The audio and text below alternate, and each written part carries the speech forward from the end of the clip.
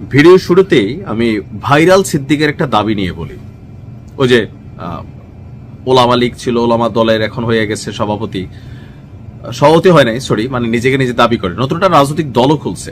গেল পরশুদিন তার একটা ভিডিও আমি দেখেছিলাম, সে দাবি করছিল তার 4 জন গানম্যান দরকার, কারণ তিনি একটা দলের প্রধান।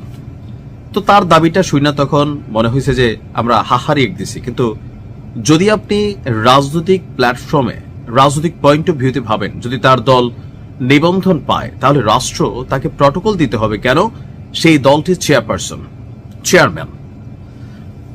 এই কথার সাথে বাকি কথাগুলা কেন কানেক্ট করছি, অনেকে কমেন্টের মধ্যে লিখছেন ওজন আছে কিনা, ওনার সমান যোগ্যতা অর্জন করতে বলুন, নানান ধরনের বক্তব্য দিচ্ছেন জামাতের আমিরকে নিয়ে। কারণ জামাতের আমির যিনি আছেন ডাক্তার শফিক সাহেব, ওনার জন্য ডক্টর ইউনূসের কাছে আপনার একটা দাবি করেছে জামাত ইসলাম।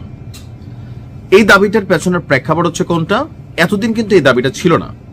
যখন জনাব তারেক রহমান বাংলাদেশে ফিরলেন, দীর্ঘ একটা প্রবাস জীবন শেষে বা দেশ থেকে বিতাড়িত ছিলেন, দেশে আসার সুযোগ ছিল না, নজিরবিহীন নিরাপত্তা সেনাবাহিনী, পুলিশ, রাষ্ট্রের গোয়েন্দা সংস্থাগুলো ওনাকে দিয়েছে। আর এটা এই যে নিরাপত্তা সিস্টেমটা দেখা তখন বাকিদের নিশ্চয়ই মনে হয়েছে যে অন্য দলগুলোর যারা কর্মীরা আছে, দেখো যে তাদের নেতা কত বড়। এটা কিন্তু কর্মীদের মধ্যে আসছে।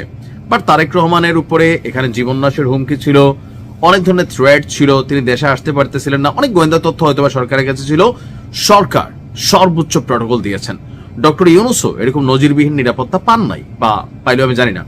এখন এগুলো দেখা যে আমাদের কাছে মনে হয়েছে যে তারেক রহমানের জীবন, তিনি দলটির চেয়ারপারসন বা বেগম খালেদা জিয়ার পুত্র, সেই হিসাবে যদি এরকম পায় তাহলে আমাদের আমির সাহেব দোষ করছে কি? তো তাদের দাবি হচ্ছে যে তারেক রহমান এখন যখন সারা বাংলাদেশের বিভিন্ন জায়গায় যাচ্ছেন, ওনার বাড়ি থেকে শুরু করে সবকিছুতে রাষ্ট্র যে প্রটোকল দিচ্ছে, নিজস্ব সিকিউরিটি বাহিনী তো আছেই, সেই প্রটোকলের সমান জামাত আমিরকে দিতে হবে। এখন তাদের এই চাওয়াকে অযৌক্তিক, শতভাগ যৌক্তিক। কেন যৌক্তিক? কারণ জামাতও একটা বড় দল, এই মুহূর্তে ক্ষমতায় যাইতেও পারে। মাঠ পর্যায়ে নির্বাচনের বিভিন্ন রেজাল্ট বলছে যে জামাত অনেক দূর এগিয়ে আছে ইউনিভার্সিটি লেভেলে। তো সেই ক্ষেত্রে ডাক্তার শফিক সাহেব তিনি তার জন্য নিরাপত্তা চাইতেই পারেন। তবে তারেক রহমানের সমান, এইটা আমার কাছে মনে হয়েছে যে একটু ভেজাল। এবার আসেন, ওই যে সিদ্দিক 4 জন চাইছিল, সিদ্দিকের সাথে তার যেই কি বলা হয় যে ধরেন দাবি তার প্রাণের নিরাপত্তা, কারণ সে মাঝে মাঝে এমন কাহিনী করে, তো সেই ক্ষেত্রে তার পাবলিক ধাওয়া টাওয়া দেয়, একবার মাইরু খেয়ে আসছে, তো এরপর থেকে তার নিরাপত্তা দরকার। জামাতের আমিরের জন্য ততটুকু নিরাপত্তা দরকার যতটুকু উনি মনে করেন এখন অমুকের সমান আমাকে দিতে হবে। এর আগে আমার কেন লাগলো না? জামাত আমিরের জীবনের প্রতি কোনো থ্রেড আসছে? যদি থাকে সেটা আলাদা। এখন তারেক রহমানের সমান কেন? একটু বেশি চান। আমি যে জায়গাটাতে বলছি, বাংলাদেশের রাজনীতিতে এই জিনিসগুলো থেকে আমরা বের হইতে পারি নাই, বের হওয়া দরকার। জামাত আমিরের নিরাপত্তার জন্য রাষ্ট্রকে প্রটোকল দিতে হবে। এখন একটা রাষ্ট্রের দোষ দেখেন, ইউনূস সরকারের একটা জায়গায় তো ডিস্টারবেন্স আছেই, যে ক্ষেত্র বিশেষে মানে যে বেশি শক্ত, মানে বাঙালি জাতি তো, তাই না, তো ওনার কাছে ভক্ত হইয়া যায়। এখন ডক্টর ইউনূস সরকারের কাজ হচ্ছে কি, তিনি নিউট্রাল একটা গভর্নমেন্ট সিস্টেম পরিচালনা করছেন। তো সেই ক্ষেত্রে সমতা রাখতে হবে। তিনি আসলে কোথাও সমতা রাখছেন? যখন এনসিপি ঠেলাইছে তা আমাদের ইউনূস স্যার এক ধরনের সিদ্ধান্ত নিত, যখন জামাত ঠেলাইতো এক ধরনের নিত, বিএনপি ঠেলাইছে আরেক রকম নিছে। উনি ওনার যে নিরপেক্ষ অবস্থান অনেক আগে হারাই ফেলছেন, এনসিপি তিনি তৈরি করছেন ব্যাকগ্রাউন্ড থেকে, আর আওয়ামী লীগের দৌড়ের উপর রাখছে। রাষ্ট্রপ্রধান যিনি হবেন তার কাজ হচ্ছে সমতা বিধান করা, অর্থাৎ একটা ক্রাইটেরিয়া থাকবে। এখন জামাতের এই চাওয়া কি অযৌক্তিক? অযৌক্তিক না। জামাত মনে করতেছে বাংলাদেশের প্রটোকল কেমন হয় জনাব তারেক রহমানের সিস্টেম দেখা বা ওনার মুভমেন্টে, এখন তারেক রহমানের যে জীবনমান বা জীবনযাত্রা বা লাইফের থ্রেড আছে বিভিন্ন ইস্যুতে, তো এখন জামাতের কি আমিরের সেই পরিমাণ আছে? যদি থাকে তাহলে দেওয়া উচিত, কম হোক বেশি হোক, আসলে দেওয়া উচিত।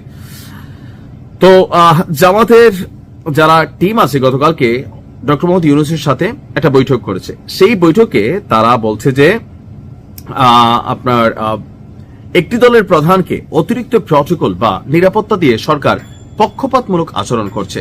এখন যদি অতিরিক্ত দিয়ে থাকে তাহলে অবশ্যই পক্ষপাতমূলক হবে। এখন এটাও বুঝতে হবে যে ওনার যতটুকু সিকিউরিটি দরকার আমাদের শফিক ভাইয়ের এতটুকু দরকার কিনা। যদি দরকার না থাকে তাহলে রাষ্ট্র অপ্রয়োজনীয় ব্যবস্থা কেন নেবে? যদি দরকার হয় তাহলে শতভাগ ডক্টর ইউনূসকে দিতে হবে। এখন এই যে জায়গাগুলা ব্যালেন্স করা ভাই এত সোজা না।